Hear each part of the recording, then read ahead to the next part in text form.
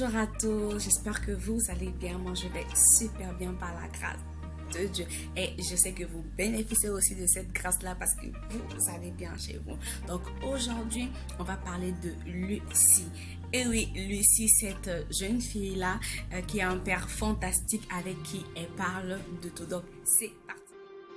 Donc, Lucie est une fille de 25 ans qui a la joie de vivre, qui est tout le temps souriante, qui va à l'école, qui est intelligente à l'école, qui est polie, surtout qui s'entend bien avec son père. Donc, à 25 ans, Lucie a son petit ami. Elle a un petit ami avec qui elle s'entend super bien, mais vous savez, il y a des défaillances au niveau de ce petit ami-là.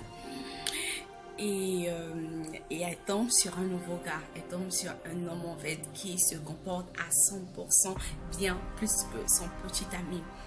Et en continuant avec le gars, ben, elle se rend compte qu'elle tombe amoureuse de cet homme-là qui se comportait bien avec elle, cet homme-là qui n'avait pas en fait les mauvaises qualités qu'avait son petit ami, mais cet homme-là plutôt avait de belles qualités qu'elle recherchait toujours chez un homme que son petit ami malheureusement n'avait pas.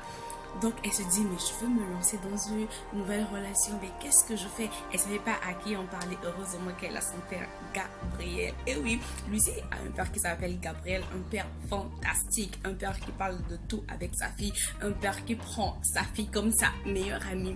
Et Lucie va voir son père, elle lui dit, mais papa, je me retrouve avec une situation compliquée. Le père qui dit, quelle situation compliquée, ma fille? Lucie qui dit, c'est vrai que j'ai mon petit ami, mais j'ai fait la connaissance de notre petit ami vraiment qui est un ange. Et moi, je sais pas ce que je veux faire, puis j'arrive pas à faire le choix entre ces deux petits amis-là. Le père de Lucie, tellement il est sage, il dit à Lucie, bon, on va faire ceci. Donc, on va prendre une liste où on va mettre les qualités que tu aimes chez le premier gars et on va prendre une liste où on va mettre les qualités que tu aimes chez le nouveau pour qui tu dis être amoureuse. Donc, ils prennent la liste, ils écrivent les qualités, mais ils se rendent compte que le nouveau a plus de qualités que l'ancien. Et le père dit, ben, vu que c'est comme ça, ben, tu me laisses le temps en tout cas de bien réfléchir parce que là, je suis occupée, je vais au boulot. Donc, à mon retour, on en discute. Et voilà, après le père rentre, il appelle sa fille, la fille toute excitée, le papa est venu avec la solution. Ah, c'est trop beau quand tu es complice avec ton père. Bon, c'était une parenthèse. Donc, le père arrive, le père commence à poser des questions. Il dit, tu as déjà eu un problème peut-être à l'école et tout. Et qui en fait est venu en aide en premier? Lucie commence à dire, non, c'est celui ou c'est celui-là. Il demande, quand tu as eu un problème peut-être financier, qui t'a aidé en premier? Et lui, quand tu étais seul, quand tu sentais un mot qui était toujours présent pour toi, donc tout ce que le papa posait comme question, c'était le nouveau qui répondait toujours favorablement.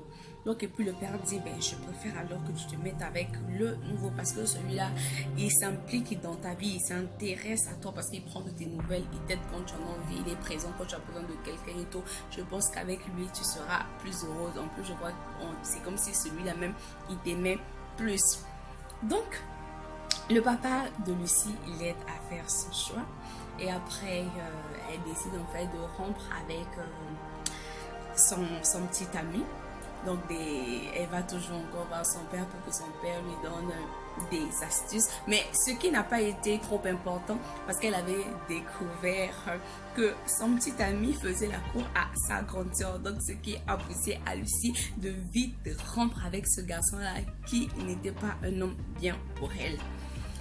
Donc, et puis elle a commencé à vivre avec son nouveau petit ami, la relation était bien et tout. Et après un jour, son père lui dit, ben c'est bon, il faut que je puisse voir ce garçon que tu traites tellement comme un ange, que tu dis vraiment un homme parfait. Moi, il faut que je puisse le voir. Et c'est là où Lucie emmène cet homme-là à la maison et l'homme sympathise tellement avec le papa. Le courant passe tellement bien que tout se passe à merveille. Et Lucie, voilà, qui continue avec son petit ami. Donc, c'était la brève histoire.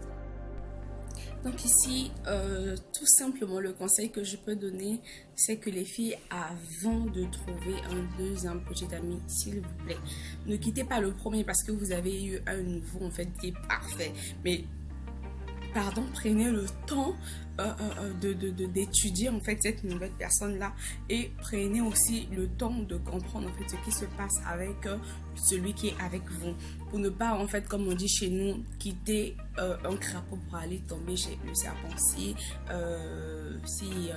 il s'avérait que celui-là qui venait dans votre vie était plus méchant que celui qui était là. Donc, c'est une astuce aussi. Vous pouvez prendre peut-être, je sais pas moi, une liste et commencer à voir les bons et les mauvais comportements.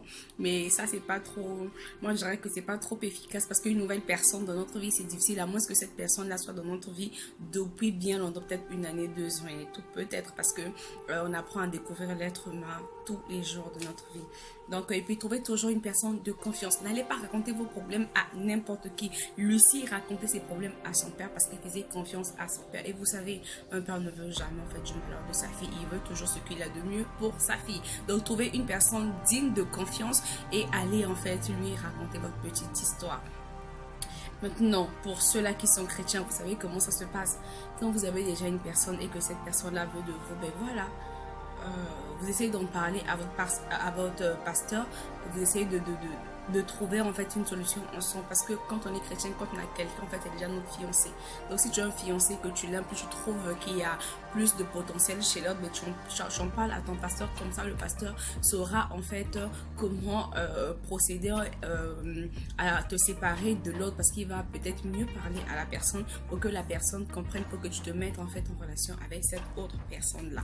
Parce que ça arrive, on peut se dire qu'on est avec la bonne personne et puis on se rend compte que la personne n'est pas la personne qu'on croyait être une belle personne. Donc du coup, racontez toujours vos problèmes aux personnes que vous faites confiance.